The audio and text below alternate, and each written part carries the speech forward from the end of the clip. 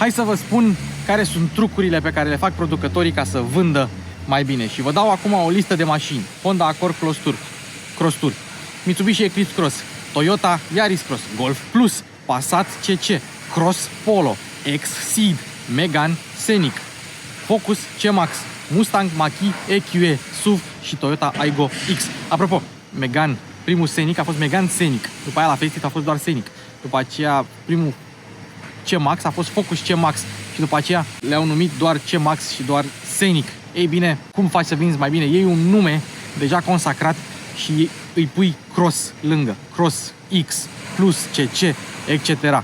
Acum, pentru că toată moda este cea cu SUV-urile, Toyota a luat cea mai vândută mașină din istorie, Corolla, numele de Corolla, și au văzut că cea mai vândută mașină din lume, punct, este RAV4, deci un SUV, un crossover, Corolla Cross Yato, mașina care va rupe la vânzări de acum încolo. E poziționat între CHR și RAV4, este un SUV compact, concurează cu Tucson, cu Sportage, cu CX-5, cu Tiguan, cu Corando, cu toate mașinuțele din clasa asta și ca de obicei, nu neapărat ca de obicei, și a devenit deja tradiție, după cum a fost cu BZ4X, cu RAV4 plug-in hybrid și cu Toyota Camry, cu care am străbătut toată țara și am bătut soarele, să venim aici la Toyota Odorheiu Secuiesc, la Eurocar Trading, să vă prezentăm, chiar dacă nu în premieră națională, pentru că mi-a luat-o Silviu despre mașini înainte, dar iată, mult așteptata Toyota Corolla Cross. Nu mai lungim, mașini cu Luci Popa începe!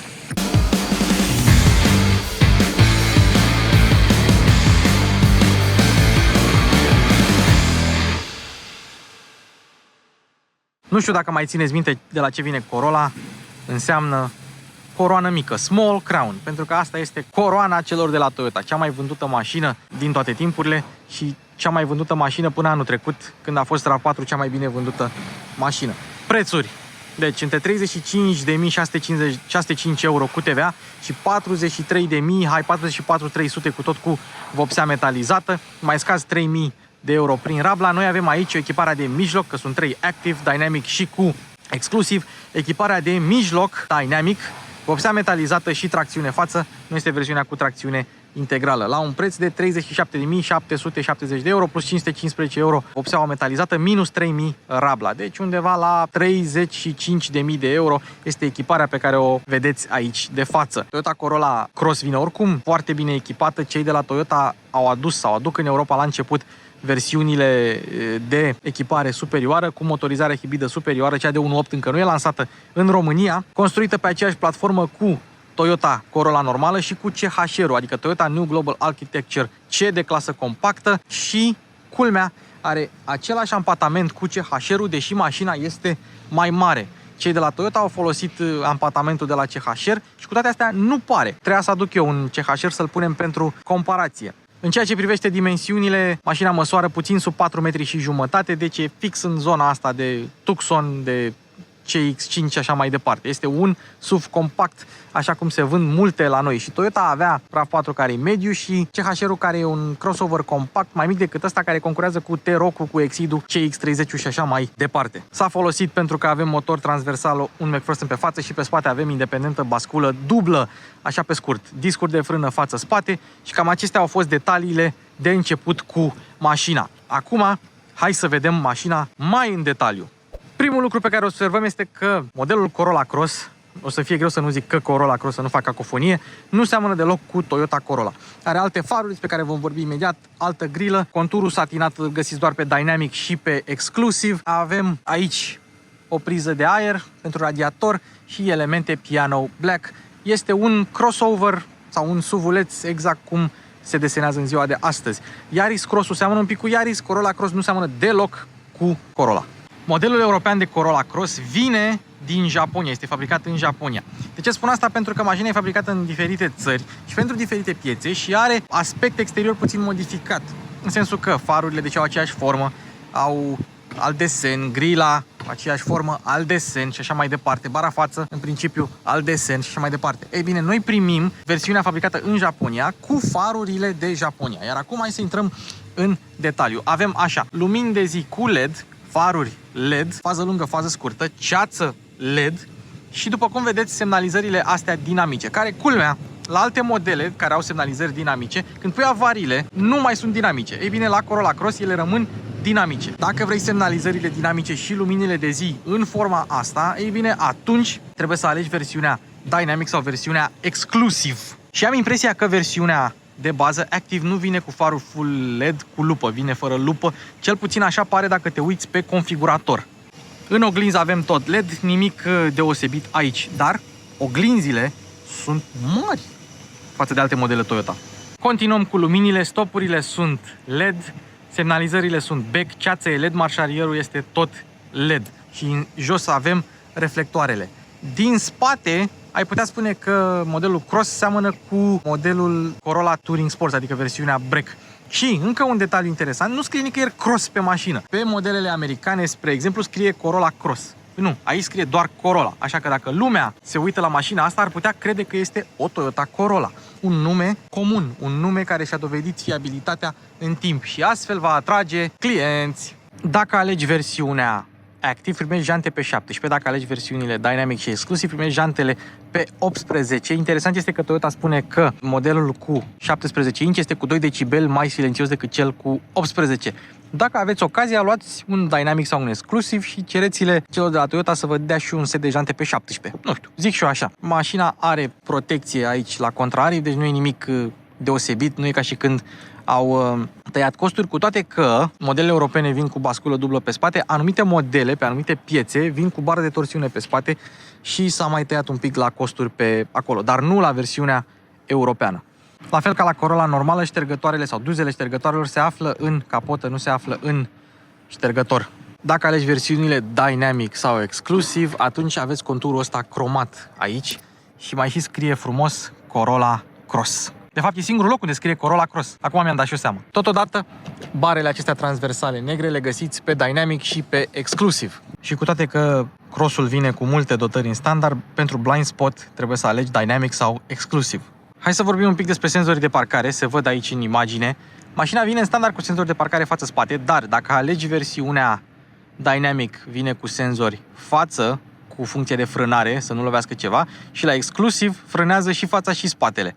Deci senzorii de parcare inteligenți sunt așa. Nu sunt inteligenți, dar sunt pe Active, față inteligenți pe Dynamic și Exclusive și față și spate. Corolla Cross este o mașină prea nouă în piața europeană. Nu a fost testată la Euro NCAP, nici la testul Elanului, dar în America a fost încadrată la Top Safety SUV, fiind unul dintre cele mai sigure SUV-uri de pe piață acolo în America. În Europa, evident, va primi 5 stele. Asta nu există niciun dubiu cu privire la acest fapt, dar trebuia să zic și eu chestiile mele. Ok, continuăm cu detaliile. Avem așa, antenă tip Shark Fin Aileron cu rol aerodinamic care include și stropiliciu pentru ștergător. Nu avem dezaburire specială, dar avem dezaburire și aici la ștergător. Camera spate, dacă vrei, camere 360 doar pe Exclusive și tot așa, aici, un pic de piano black și gura sau țeava de eșapament reală. Indiferent că alegi benzină care nu se vinde la noi sau hibrid, ai țeava expusă pe dreapta acolo. Apropo, cum vi se pare că arată noua Toyota Corolla Cross? La anumite modele de Toyota mai găseam aici un element aerodinamic. Aici nu mai avem la Corolla Cross. Oglinzile sunt puse pe ușă, nu aici, ca să mai ai un pic de vizibilitate. Nici nu aveau cum să le pun aici, având în vedere cât de mari sunt oglinzile. În spate, dacă vedem, i-au lățit umerii ca să pară un pic mai impozantă, să nu fie doar așa o bucată mare de tablă dreaptă, dar avem elementul aerodinamic aici în stop și stopul, dacă vedem, iese în afara caroseriei. El e pus într-o poziție înaltă, deci e mai greu să-l lovești, dar e un pic ieșit în afară. Continuăm cu cheia. O cheie de Toyota normală, încuiere, descuiere și emblema de Toyota. Nu avem haion electric doar pe Exclusive și mai ai un buton în plus aici de deschidere. Nu e niciun secret pentru nimeni faptul că avem keyless doar în față. Dacă vrem să o închidem de aici. Dacă vrem să o deschidem, trebuie să așteptăm puțin întâi să se închidă. După aia am deschis-o și, surpriză, plăcută sau neplăcută, cum vreți voi, mai mult plăcută, ușile acoperă pragurile, nu te murdărești atunci când intri. O ușă de SUV crossover, hai, că nici eu nu le mai numesc SUV-uri, SUV-uleț, SUV-ușor, crossover-uleț adevărat. Ok, să vorbim despre materialele de pe ușă. Material moale, tare, moale. Ăsta e tare, dar e bine ancorat aici, butoanele tradiționale de Toyota, buzunar necapitonat și acolo îți spune că nu ai voie să pui pahar, doar sticlă, paharul se va vărsa. Mulți producători asiatici în general pun această inscripție. Acum, dacă vrei, are protecție pentru geamuri, doar că trebuie să apeși ceva mai tare și cam aceasta este ușa față la Corolla Cross. Ia să vedem cum se aude când o închizi. Cu geamul deschis, destul de solid. Un lucru pe care îl observ destul de repede la Corolla Cross este când cobor geamurile. Geamurile coboară de tot, însă geamul nu este întreg. E format din două elemente și mai avem și un al patrulea geam de frână, doamne. Geam, am mai zis chestia asta de multe ori. Un al patrulea geam aici pentru vizibilitate în spate, astfel încât să minimizeze unghiul mort pe care îl creează montantul C. Geamul coboară de tot. Avem impuls și da, avem și protecție la geamuri. Am testat și chestia asta mai devreme. Hai să vedem. Material tare, plastic cusut, material tare, material moale, un spațiu aici, un suport de pahare aici și aici avem boxele. Deci nu avem buzunar. Toyota ne-am obișnuit cu chestia asta și la CHR, dacă nu mă înșel, să nu pună buzunare, să pună strict suport de pahar. Dar culmea este că mai ai suporturi de pahare și aici. Ok, dacă ar fi să, nu neapărat să critic, dar deschiderea putea fi un pic mai largă. Adică se puteau duce înspre 90 de grade, se vor urca copiii, probabil vor da cu picioarele. Nu e mică deschiderea, dar nu e nici la 90 de grade. Și child lock-ul este aici, din butonaș, ușor de acționat. Aveți grijă doar să nu învețe copiii chestia asta, să nu le dezactiveze ei. Hai să vedem cum se aude. Solid. Deschiderea bușonului rezervorului a rămas în podea, o soluție cu care nu sunt neapărat de acord, dar na, așa am avut și eu la Avensis. Cine are japoneză știe. După ce desfaci bușonul, taranana, 5 sau 10% etanol, depinde prin ce țară vă duceți, să vedeți să n-aibă 25%, că mașina nu merge și evident no diesel. Bușonul se deschide ușor, se rotește, se pune aici, nu poți să bagi pompa de diesel. Sunt curios dacă există pompe de diesel așa subțiri, sunt sigur că nu există. Rezervorul este de 43 de litri și pentru versiunea cu tracțiune față avem un consum de 5,1 declarat, versiunea cu tracțiune integrală 5.3, 5.4 în funcție de echipare. Acum, Toyotele hibride consumă puțin, încă n-am condus mașina, o să vedem ce consum scot eu, după ce merg cu ea, îi dau în gură puțin, vedem cât consumă în sarcină și la mers normal. Ok, acum hai să facem testul cu mingea de tenis, cu Dennis mingea de tenis. Testul de moliciune al scaunelor, să zicem. Deci există trei variante. Fie scaunul este moale și se afundă, fie e tare și ricoșează mingea, fie este moale, gen dacă stai în el, dar ea e springy și ricoșează din cauza că e springy. Eu îl simt moale. Hai să vedem cum îl simte Dennis mingea de tenis. Da, scaunul este moale. Ei, uite, aici am găsit o surpriză plăcută. Mașina are gardă la sol 160 mm, 16 cm, însă aici în bot ai 27 de cm ca să te urci pe borduri. Nu vă gândiți că mașina este un off-roader, că în niciun caz nu este, dar 27 de cm sunt ok. Exidul avea vreo 24. Nici unghiurile de trecere nu sunt mari, 16 atac și vreo 28,5 degajare. Nu este un off-roader.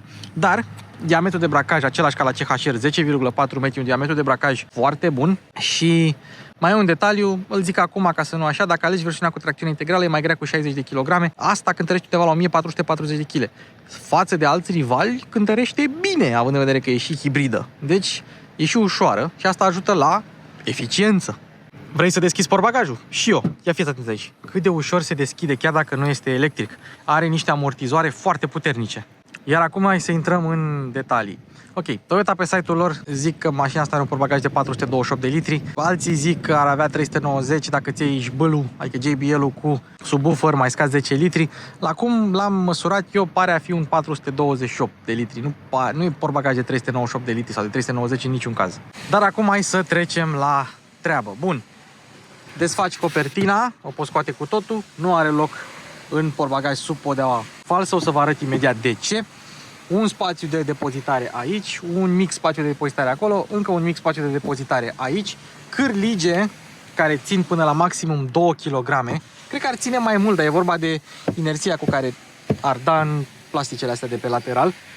Deci cam atât avem. N-avem priză de 12, avem o luminiță acolo și sub podeaua falsă se găsește roata de rezervă, dar nu vă arăt acum, pentru că vreau să trecem la banchetă. Dacă vrei să rabatezi bancheta 60-40, nu ai o podea plană, ai acest prag, dacă vrei să pui obiecte ceva mai voluminoase, se vede aici, se văd cricul cu roata de rezervă și așa mai departe. Centura de siguranță are propriul ei lăcaș, are un opritor aici ca să nu fie prinsă atunci când ridici bancheta. Bancheta care se ridică destul de ușor, nu e foarte grea și are spătar reglabil, ceea ce înseamnă că poți sta mai pe spate sau mai drept dacă vrei să pui un scaun de copil, etc. Deci, o dotare de genul ăsta e foarte binevenită la o mașină de familie. Și dacă circulă multe persoane în spate, e bine să ai un astfel de spătar. Aici îți spune și cum trebuie ținută tetiera la nivelul capului, în niciun caz mai jos, e valabil la toate scaunele și ai isofixuri cu căpăcel. Atenție, acest căpăcel se poate pierde. Sunt multe mașini la mâna a doua care se vând fără aceste căpăcele pentru că proprietarii le-au uitat, le-au pierdut, nu mai știu pe unde le-au pus sau le-au înghițit copiii. Și asta e roata de rezervă. Este un Dunlop 155 pe 70 pe 17, jante de tablă temporară. Nu prea mai vezi roți de rezervă pe mașină, așa că mă bucur de fiecare dată când văd una. Și roata stă aici, are zăpadă artificială neagră pentru protecție. Nu avem mochetă sub roata de rezervă, dar ia fiți atenți aici. Avem multe mini spații de depozitare pentru diverse obiecte.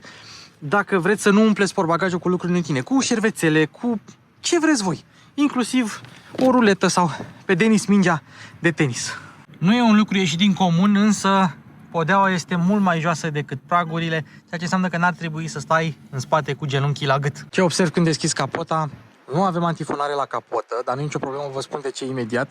Avem băți, nu avem amortizor, dar avem antifonare aici, în aripi. Toyota a considerat că e mai bine să le monteze acolo decât să le monteze pe capotă. Motorul oricum e destul de silențios. Bine, o să vedem la proba de condus. Și un detaliu care ne arată că mașina asta este o Toyota Corolla modificată. Au ales aceeași rețetă pe care o face Ford cu Puma, de la Fiesta la Puma. În sensul că observăm că tot ce este mai sus de o Corolla normală este o adaptare. Inclusiv capota a fost extinsă puțin, astfel încât să o poți închide. Motorul tot jos e, totul este jos, mai puțin farurile și restul mașinii. Inclusiv acest element este făcut să se extindă de la o Corolla normală, astfel încât să se poată închidă capota. Deci, o rețetă pe care o folosesc mulți în industrie, nu numai Toyota. Singura motorizare hibridă deocamdată este 2.0 hibrid Dynamic Force, cum vreți să-i spuneți, cu Dynamic Force și cu TNGA, cu platforma. Toyota a dorit să reducă numărul de motoare și numărul de platforme, astfel încât să eficientizeze procesul de fabricație și să reducă oarecum costurile și să facă niște platforme mai ușoare, cu un centru de greutate ceva mai coborât, practic să facă niște mașini mai bune. Motorul pe benzină este fix același care se pune pe CHR de 2.0, Lexus UX 250H, Toyota Corolla hibridă de 2.0 și evident se pune acum și pe asta. Deci același randament de 41%, același raport de compresie de 14%. M20 FXS cred că se numește. FKS-ul e benzina normală, FXS-ul e versiunea pentru modele hibride. Avem aceeași distribuție variabilă atât pe admisie hidraulică cât și pe evacuare tot hidraulică. Avem ciclul Atkinson, avem injecție dublă, tocmai asta, injecția dublă atinge randamentul de 40%, este fix același sistem de propulsie. Același sistem hibrid power split, da, fără transmisie, el numesc ECVT, doar imită un CVT, dar el nu e un CVT. Nu avem o transmisie per se, cum ar zice englezul, care s-a născut în Franța, și avem tracțiune față sau integrală, e-Force se numește, adică un motor electric în plus pe puntea spate. Principala diferență față de o Corolla normală sau față de un CHR sau față de un Lexus UX este puterea, că acum avem mai multă putere.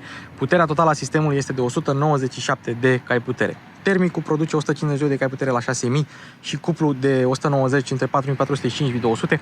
Oricum nu contează pentru că mașina este făcută să meargă în principiu mai tot timpul în plaja sa de eficiență. Motorul electric principal 113 cai putere, era să zic 130 și cuplu maxim 206 Nm și dacă alegi versiunea cu tracțiune integrală, atunci adaugi un pic de greutate, 60 de kg, atât are motorul, diferențialul și cu planetarele, atât au împreună aceste trei componente. Îi crește puțin consumul, dar evident te ajută. Și dacă ai acest sistem, ai și un sistem pentru urcarea unei rampe în marșarier. Interesant. Viteza maximă este limitată la 180 de km/h și la viteze mari și foarte mari, acesta este locul unde sistemul își mai pierde un pic din eficiență. La viteze mici, medii, spre mari, sistemul își dovedește eficiența și poate consuma cu mult mai puțin decât un diesel. Performanțe 0-100 în 7.7 pentru o tracțiune față, 7.5 pentru integrală. Nu sunt performanțe de aruncat, sunt performanțe decente pentru acest nivel de putere. Înainte să luăm loc la interior, trebuie ținut minte că mașina vine cu stofă pe primele două versiuni de echipare, scaun reglabil manual și suport lombar electric. Dacă alegi versiunea exclusivă, ai scaune din piele electrice. Ta-da! Și acesta este interiorul lui Corolla Cross, un interior de Toyota ușor de recunoscut. Evident, avem câteva chestii noi, chestii care se vor regăsi și pe faceliftul Corollei simple, dacă nu mă înșel. Super, vom începe întâi cu materialele. Le-ați văzut pe uși și față și spate. Avem așa, material tare aici, tare aici, tare aici, tare aici, piano black și ceva imitație de crom. Material moale aici, cu această spumă cu sută, tare aici, tare, tare, tare, dar totul este asamblat extraordinar de bine. Cotiera este textilă, este moale și o să vorbim despre ea la spații de depozitare. Cam așa sunt materialele la Corolla Cross. Volanul, piele moale, moale. Toyota pune piele moale sau pune un burete destul de moale în volane. E ok din punctul ăsta de vedere. Dacă tot e să vorbim despre volan acum, volanul se reglează manual. Ia să vedem. Are multiple unghiuri de reglaj. Un volan de Toyota normal și se simte și stă bine în mână. Continuăm, avem aici înălțimea farurilor și faza lungă automată dacă vrei așa ceva. Comenzile pentru ștergătoare, pentru lumini, pentru semnalizări, toate sunt aceleași de pe Corolla normală. Se simt bine amortizate, bine, nimic de comentat aici. Și mai avem aici niște butoane, volan încălzit, scaune încălzite, USB pentru conectivitate, wireless charging, consola cu drive mode, SP off și modul EV dacă ai bateria încărcată, PRNDB, B de la braking și frâna de parcare electrică cu auto hold. Deci avem de toate în mașina asta. Iar acum spațiile de depozitare. Ați văzut wireless charging-ul dacă vrei să-ți depozitezi ceva acolo. Apropo, butonul de start e pus aici în spate și nu mai e albastru cum este la alte modele de Toyota. Sunt curios de ce au renunțat la culoarea albastră. Că în față și în spate ai, adică pe siglele din față și din spate ai culoarea albastră. Dar fiecare cu mașinile sale. Acum mai avem așa, două suporturi de pahare unde încape Denis mingea de tenis, deci încape o doză mai mare sau un pahar mai mare, are loc să se joace, dar ai două înălțimi, una mică și una mai adâncă. Și aici avem cotiera, o cotieră care nu glisează, capitonată aici să poți să scoți să cureți și o priză de 12 volți. Cam aceasta este cotiera. Continuăm cu torpedou care este amortizat, iluminat de la mine, cred. Nu, e iluminat și el și, da, nu este capitonat. Un torpedou normal de Toyota Corolla. Multe elemente de aici sunt luate de pe Corolla și nu e nimic greșit în asta. Cam așa cu spațiile de depozitare. Nu avem suport pentru ochelari, iar aici avem sistemul de climatizare de la Corolla cu exact aceleași butoane, exact aceleași comenzi, adică climatizare pe două zone și am uitat să zic, scaune încălzite și scaunele încălzite și volanul încălzit vin în standard pe toate echipările. În afară de câteva dotări, eu nu văd motivul pentru care nu ți-ai lua o versiune de bază de Corolla Cross, pentru că vin super mega bine echipate. Senzor de parcare față-spate, cameră de marșarier, scaune încălzite, volan încălzit, butoane pe volan, volan în piele, tablou de bord digital, ecran de 10 inch cu Apple CarPlay și Android Auto. Poate doar dacă vrei și bâlul. Acum, na. Știu că am mai vorbit de wireless charging, dar e interesant că e și iluminat, mă. E iluminat wireless charging-ul. Ce tare! Cam așa se aude mocheta de pe plafon, e neagră. Cred că e la toate echipările e neagră, nu așa? Că și la Corolla simplă am văzut că erau negre. Parasolarele, hai să vedem așa. Deci dacă vrei lumină la parasolar, pâc, faci așa. Și dacă vrei să o ții prea mult așa, deschisă, ca să nu irosești curent, pentru că nu o să te uiți, n-ai la cine să te uiți în oglindă dacă stai cu ea așa, se stinge automat. Deci ea se stinge așa, se aprinde așa, dar se stinge și așa. Senzorii ăștia sunt foarte utili, zic eu, Luci Popa. N-am vorbit de scaune. Scaunele seamănă foarte mult cu cele de pe Corolla, ceea ce înseamnă că au susținere laterală și sunt destul de comode.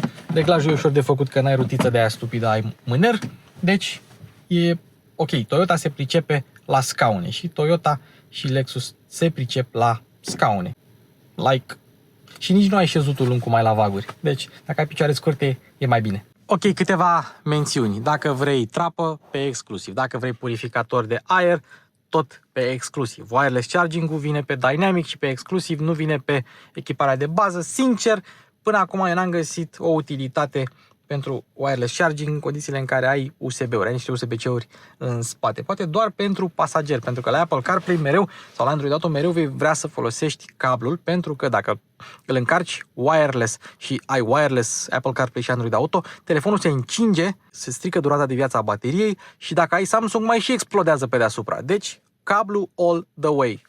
Repede, pentru cei care au Toyota și nu știau, dacă ți-ai apăsat pe mode, e de fapt mute. Ce tare. Deci apeși, schimbi modul și dacă ți-ai apăsat, e butonul de mut. Am o veste bună și o veste proastă. Vestea bună este că tabloul de bord digital vine în standard pe toate echipările. Vestea proastă este că nu am veste proastă. Și cred că acest sistem de infotainment vine și pe Toyota Corolla Facelift. Acum, hai să vedem cum se operează. La fel ca la celelalte modele de Toyota, de la aceste butoane. Dar hai să vedem așa. Ai 3 presetări. Da? 1, 2, 3 presetări. Dar, dacă ți-ai apăsat pe OK, te poți duce aici și îți poți modifica cele 3 presetări. Deci dacă vrei consum, scor, eco, timp total, hai să vedem. Eu îmi selectez OK pentru... am restat consum. Nu vreau să fac acum asta. După aia mă duc aici și mă duc la setări. Dar aici doar umbli la setări. Da? Sunt setările pe care le aveai la Toyota dacă te duceai într-un submeniu. Da? Continuăm. Mergem pe 3. Ținem OK pentru setare. Și mergem mesaje, nimic, mod vitezei adaptiv. Nu știu ce înseamnă mod vitezei adaptiv. Probabil o traducere din asta ciudată din japoneză. Dar, hai, pentru binele nostru punem mod vitezei adaptiv, iar aici punem așa. Fluxul de curent cu bateria, presiunea în anvelope, nimic, mod vitezei adapt. Așa, navigație, sistemul audio este oprit, probabil melodia, distanță trip A, trip B. Tripul, tot de aici de la Odo, se modifică. De fapt, cred că aveam un buton de trip separat. Hai să vedem.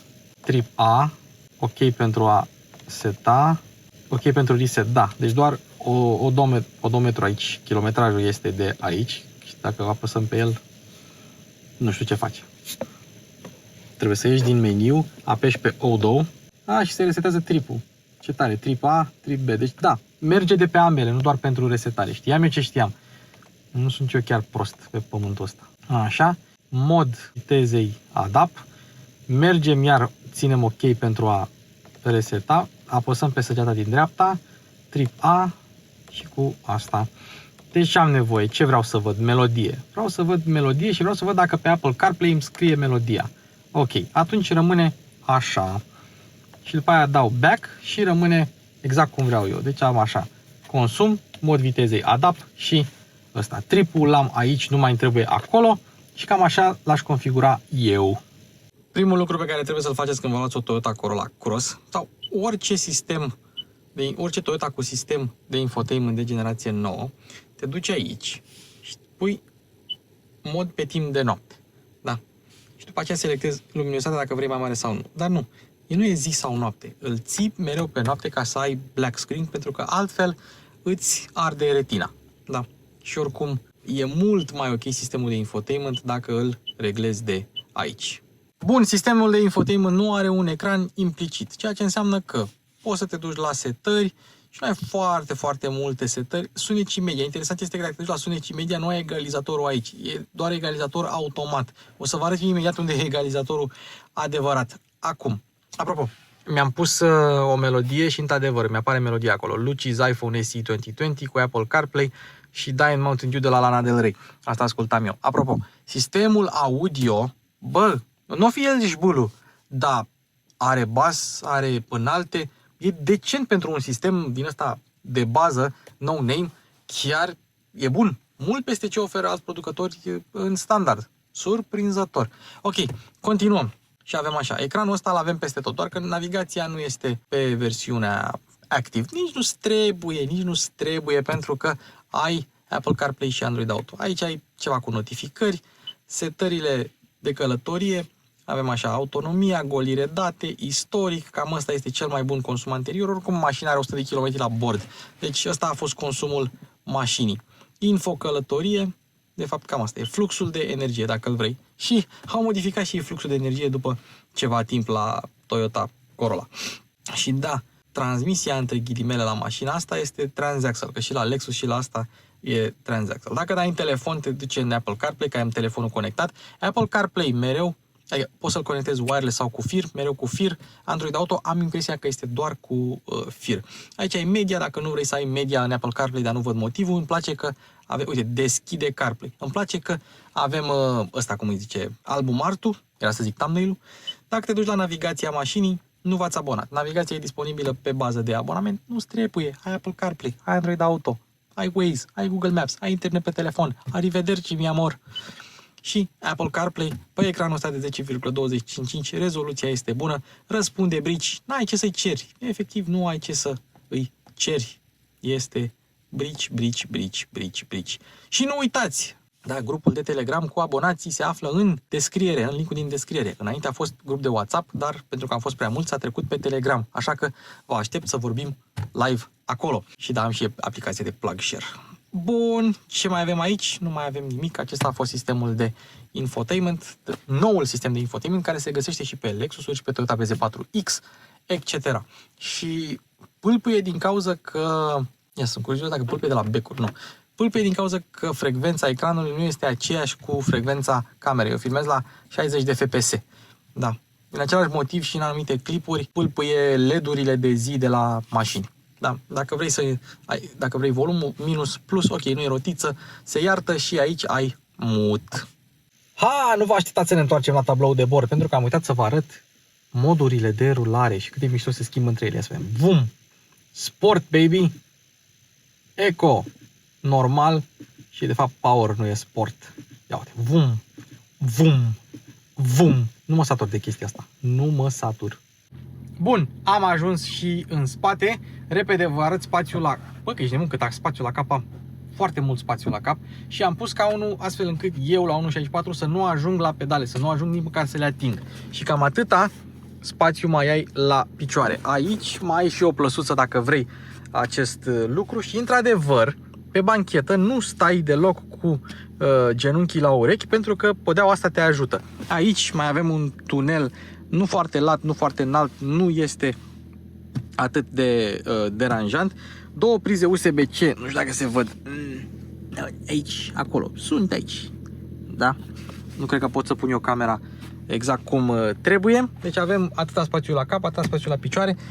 E ușor să-ți odihnești mâna aici, pentru că ușa este decupată, spre deosebire de alte mânere la alte mașini. Da? Ok. Bancheta are, dar nu are ski hatch. Are suportul de pahare, dar nu are ski hatch. Și în ceea ce privește confortul banchetei, nu știu dacă se vede cât de profilată este bancheta. E o surpriză, e profilată și la șezut, e profilată și la spătar. Și mai mult, ok, nu ai mâner la șezut, dar mânerul e aici, poți să te lași pe spate și să stai foarte confortabil. Ai guri de ventilație aici în spate, deci aerul vine și la pasageri. Ai mâner și cârlig. Și un detaliu pe care l-am observat abia acum, se vede acolo mânerul pentru șofer și centurile de siguranță sunt puse pe înălțime. Cum trebuie ținut centura de siguranță pe înălțime? Simplu. Dacă e prea sus, te lovește la gât și nu te mai protejează. Dacă e prea jos, atunci e posibil să-ți alunece umerul pe lângă sau să-ți alunece centura pe lângă umăr. Trebuie pusă la nivel astfel încât ea să-ți ajungă pe claviculă. Bun, mă bucur că am lămurit acest lucru. Mai e ceva de spus în spate? Bă, nu cred. Hai să o conducem. Bun, asta este camera de marșalier. Nu vine să cred că am uitat-o. Cu mai multe unghiuri și avem așa. Indicații dinamice. Mod cu indicații dinamice așa. Și mod fără indicații dinamice. Deci cam asta este camera. Și hai să vedem și senzorii de parcare, dacă toți suntem aici. Avem un Mazda CX-60 în față. Zici că sună iPhone-ul. Știți soneria de la iPhone, nu? Dacă avem autohold-ul pus.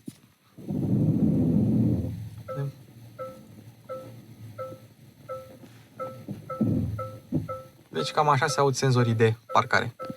Bun, am resetat consumul, mi-am făcut scaunul. Surprinzător de silențioase motorașele de la oglinzi. Bun, hai să vedem cum e mașina pe o șosea pavată. Și noroc că avem șosea pavată aici. Și mașina este surprinzător de confortabilă pe această șosea pavată. Cam așa se aude mașina cu bateria descărcată, că a stat pornită, s-a descărcat bateria și acum noi suntem pe modul Eco. Trecem pe Apple CarPlay, trecem pe Waze și ne plimbăm, că nu știu, zona ne plimbăm așa de plăcere, ne plimbăm, vorbim și vedem ce și cum. Gata, a trecut pe electric. Volanul se încălzește doar pe laterale, nu și sus sau jos. Suntem, evident, pe modul hibrid. Nu avem suficientă baterie cât să mergem pe modul electric mult timp, dar că ea se va încărca. Partea nasoală este că este fix ora la care lumea iese de la muncă. Să vedem, să ne băgăm. Dar e bine că acum se întunecă mai devreme dintr-un singur motiv, pentru că putem vedea și farurile, cum lucrează. Să trecem pe faza lungă automată, o activăm și hai să mergem.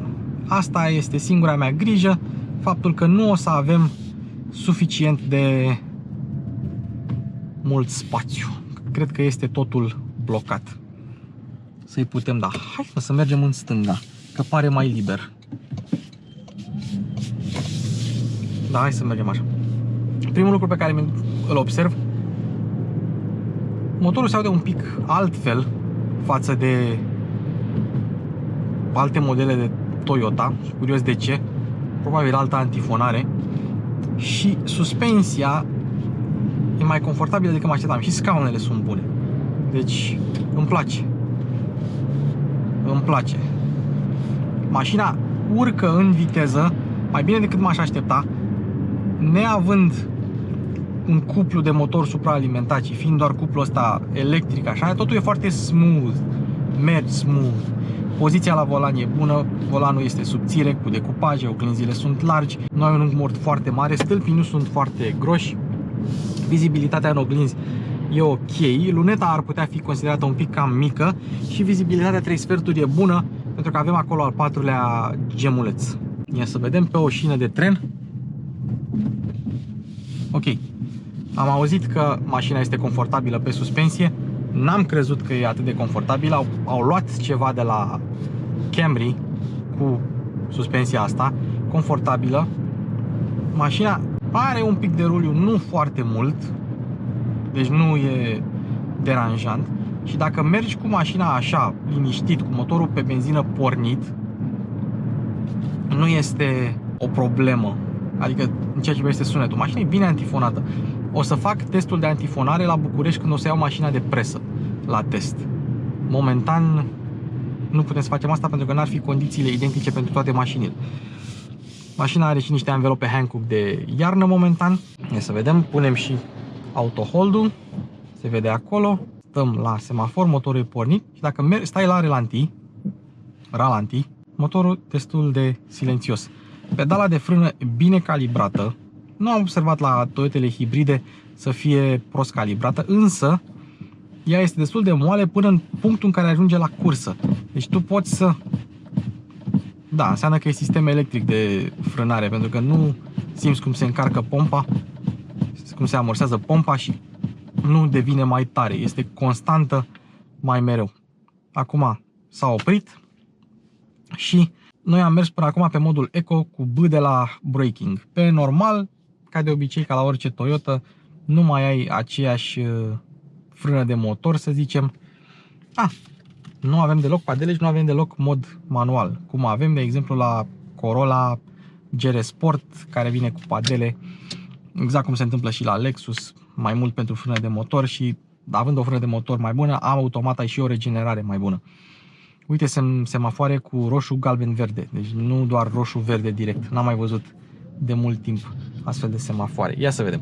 Trecem mașina pe power și trecem pe drive. Și hai să Gata, trage. Nu există. De adevăr, motorul se aude, dar nu e cum se întâmplă la anumite CVT-uri sau chiar și la primele generații de Toyota hibride. Nu. Motorul e destul de rafinat, e ok. Răspunsul la pedală pe modul sport e bun, pedala e moale, bum, cum se duce. Nu, gândiți-vă că ai totuși 200 de cai, nu e orice căruță. Și modul normal e undeva între. Și într-adevăr, pe modul cu cutia pe D, nu pe braking, într-adevăr, simți că nu ai o regenerare cum ar trebui ea să fie. Direcția e ușoară. Uite, acum pe loc, electrică, este ușoară. Și la mers este plăcută. Nu poți să spui că ai cel mai mare feedback în direcție, dar cumva simți un pic, nu în volan, simți un pic în mașină, în asistare, că se încarcă puntea față. E făcută astfel încât să o simți oarecum. Evident, nu e mașină sport, nu e Porsche 911, nici n-ai vrea să fie, ca pe lemnele. Ia, să o trecem pe Eco. Și avem sunetul electric de Toyota. Acum, cu bateria tot goală, nu prea ai ce să îi ceri din punct de vedere al consumului. Când eu merg, îi mai și dau puțin, uite, pe Eco, accelerez și mașina accelerează. N-ai nevoie de modul normal sau de modul sport. Frânele, mi-a căzut telefonul, frânează bine, nu am frânat tare, pedala este destul de constantă și consistentă, cu toate că nu simți neapărat atunci când apeși pe frână că ea s-ar întări, s-ar încărca ceva mai mult. Ăsta e sistemul de frânare electric. Și când stai la semafor și mai ai ceva încărcare în baterie, vezi totuși că stai în liniște totală și te poți bucura de muzică, te poți bucura de podcasturi, de ce vrei tu.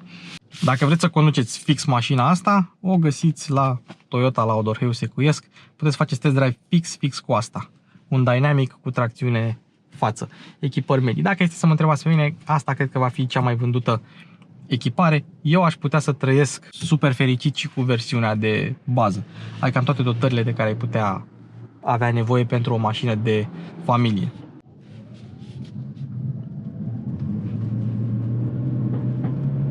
E incredibil cât de bine lucrează suspensia. Nu este deloc zgomotoasă și este confortabilă și te izolează de restul lumii. Ia să vedem.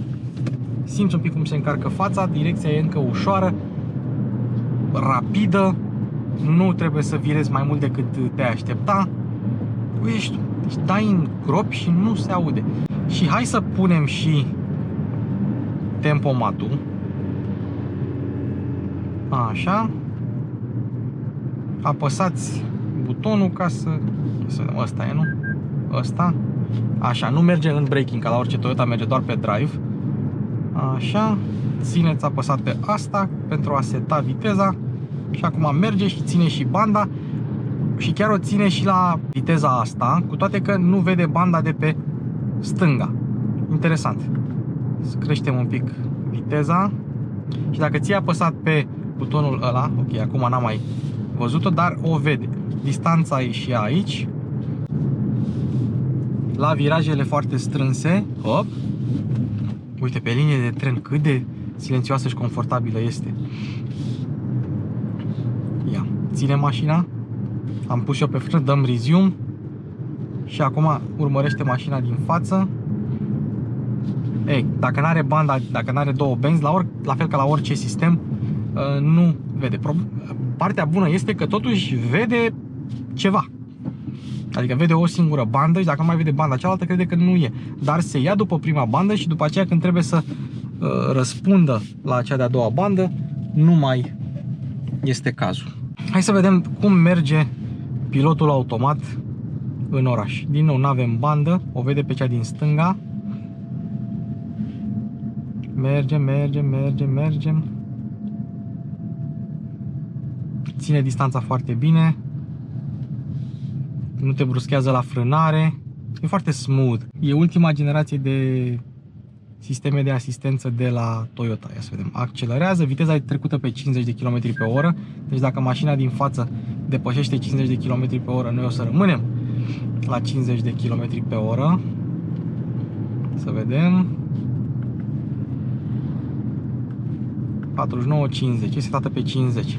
Și poate să țină distanța foarte bine în trafic și chiar și direcția. După cum se vede,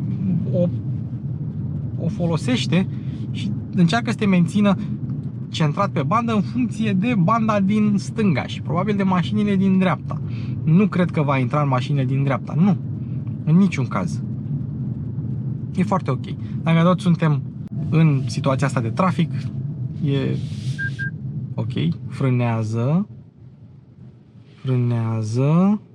și ne-am oprit și pleacă de pe loc. Presupun că dacă stai mai mult timp pe loc, se va dezactiva și va trebui să apeși tu pe pedala de accelerație. Așa, în cazul de față, văd că mașina încă pleacă singură de pe loc. Da, apăsați rez, ok, sau accelerați, da.